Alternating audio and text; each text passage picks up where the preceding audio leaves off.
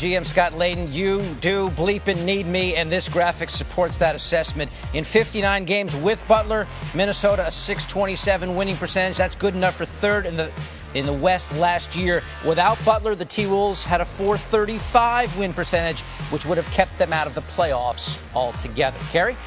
All right, so what is the latest? What does it all mean? Joining me now is Adrian Wojnarowski on Coast to Coast. Timberwolves, as just mentioned, canceled practice. What's the latest you're hearing on where things stand between Jimmy Butler and Thibodeau?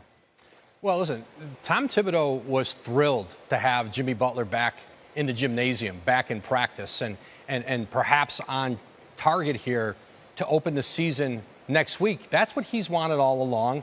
That's why the asking price to teams has been so high for Jimmy Butler. He doesn't want to trade him. He wants to play this out, either try to still change his mind about the trade demand or at least take this to the trade deadline in February. Tom Thibodeau doesn't mind what went on. What happened yesterday, every day that Butler is back, it's probably going to become more normal. This team was on the cusp of a 3 seed before Butler's injury last year, and the team didn't get along last year, and they still won a lot of games. So I think Jimmy Butler's strategy here is to get ownership, to get Glenn Taylor to be the one to push harder and get a trade done, because obviously the owner can overrule Tom Thibodeau on this.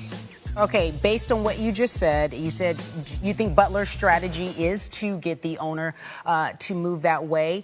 After his actions yesterday, was there any indication that they're leaning toward keeping him or moving him? It depends who makes this decision. Again, Tom Thibodeau wants to play this out. He doesn't want a deal. Thibodeau's not interested in young players, in draft picks, because he probably won't be around to coach those players, to make decisions as an executive. His job's on the line. He may not survive after the season there. He wants to be in the playoffs and get back there. Other teams in the league who have interest in Butler, who, were aware of what happened yesterday, it didn't change the mindset of the teams who would like to deal for him or would like to sign him in free agency. Eric Spoelstra, Pat Riley in Miami, they've wanted Jimmy Butler. He's their kind of guy. And what happened in the gym yesterday, I think, really only amplified for them. That's the kind of guy that they have liked and have thrived with in their program.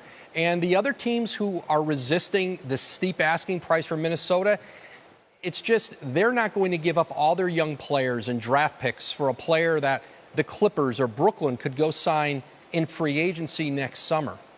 All right, that's good to know. Woj, you actually answered my next question was, did this make any other teams pause before thinking about trading for him? We've heard some people question his leadership. We'll talk about that a little later on Coast to Coast. Woj, thank you for being here. Thanks, Gary.